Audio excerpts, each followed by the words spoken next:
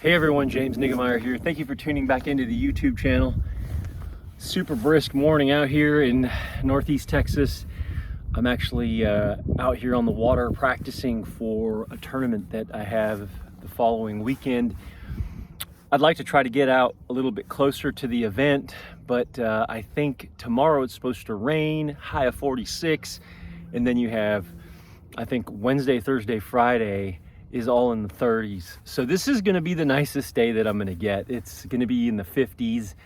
And you know, you hear a lot of talk about different types of baits seasonally appropriate for this mid-February time frame, late winter, early pre-spawn period. You hear a lot of guys talk about rattle traps, jerk baits, baits like that, jigs, and those are phenomenal baits. But I wanted to share a bait that gets overlooked so much these nowadays in the tournament scene, but also just recreationally. And I think it's a phenomenal bait for this late winter, early pre-spawn period, for not only getting bit in some of the coldest periods of the year, or some of the what can be some of the more challenging times of year, with you have colder water, and then in some instances, like we've had a bunch of rain, we've got cold off-colored water. But that is when I really turn to a spinnerbait. A spinnerbait in this late winter, early pre-spawn period is gonna be one of your stronger baits. And I feel like probably next to the fall is the best time to reach for one. So when I want to fish a spinnerbait in this period, I'm going to want either a 1/2 ounce, 5/8, or 3/4 ounce, depending upon my blade configuration. If I'm fishing a bigger thumper type blade like this Indiana, I think this is like a size 5 Indiana, I have it on a 5/8 ounce head. And the reason I want a heavier head is because this is going to plane that bait out. It's going to give it a lot of lift. And so I need something with a little bit more weight so that it stays in the upright position, still gets down in the water column, but also doesn't cause it to roll, because a lot of these heavier thumper type blades are going to cause it to roll. And another bait that I feel like can be really good, or blade configuration I should say, is this kind of a tandem. You've got I still have an Indiana. This is a 4.5 Indiana with like a number 2 Colorado on there. And this I only have a 1/2 ounce head, but another a great option for this time of the year. And then sometimes if I want to slow roll it down on the bottom, these are for more of your elevated presentations.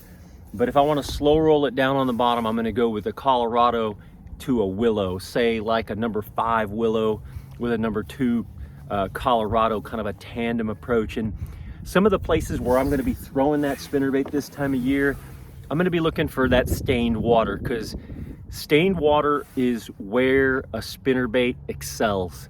Stained water, and then I'm going to want the proper type of environment, the type of cover that's going to hold those fish, whether it's a brush line, or possibly it might be a stump row, or you might have grass or some type of vegetation. And I'm going to look for areas where fish are going to pull into first.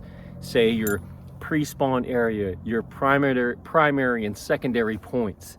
And I'm going to fish this slow. If the water's somewhat stained, a little bit more elevated in the water column, around that standing timber, again, around those docks, around those types of cover that could hold a big fish to come and eat a spinnerbait. Now, if I don't have a whole lot of cover, or if the cover is bottom related, say hydrilla, different things like that, maybe stumps and riprap, then I'm going to let it kind of flutter down or get lower in the water column. And that's when I'm going to reach for that willow. That's going to allow the bait to fall a little bit more. Your Indianas and Colorados are going to lift that bait, and your willows are going to let it fall. I'm going to want a little bit of a wind, just kind of like this, a little bit of a breeze, I should say. And then I'm going to want stained water and cover. That's the kind of sweet spot combination for making the spinnerbait work in the pre-spawn of the year. Color combinations, I'm going to choose your chartreuse and white, and white. Those just kind of your basic color spinnerbaits.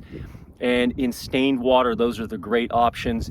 I'm always gonna run a trailer. I'm big on trailers, whether it's twin tail trailer, or you saw on this other one, I have a little swim bait boot style trailer on the back there. Those give a little bit more visual appeal and actually cause the bait to have some kind of a secondary action alongside the blade spinning and the skirt shimmering, and now you have this little boot tail swimming behind it, or you have that little finesse styles twin tail trailer on the back. But don't overlook the spinnerbait. The spinnerbait's a phenomenal bait for the pre-spawn period, late winter pre-spawn period. Water temperatures in the 50s. I feel like low to mid 50s, that spinnerbait's going to be a great way to not only get bit, but a great way to catch probably one of the biggest fish of the year.